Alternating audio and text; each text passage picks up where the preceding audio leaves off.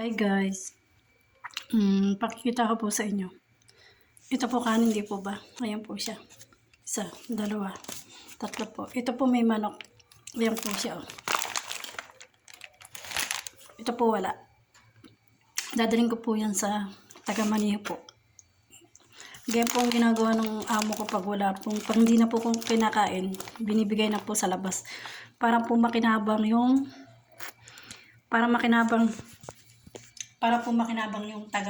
yung nagwawalis po, yung ganun po nagwawalis po, mga driver po na walang pagkain, kinukuha po ito doon sa may simbahan ng lalaki po.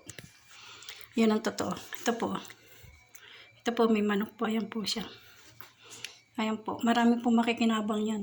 Ayan po, ganyan ang ugali po ng amo ko. Pag hindi na po makakain sa nila po dito, pinamimigay na po. Ayan po sila.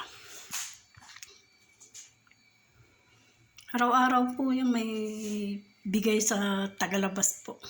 Katulad po ngayon, sasapit ng Ramadan, di po ba? Maraming pagkain bibigay yung amo ko sa simbahan. Kung tawagin po nila yung masjid, ayun po siya. Ganun po dito, pag may tira-tirang pagkain, binibigay po ng amo ko. Salamat po and God bless po.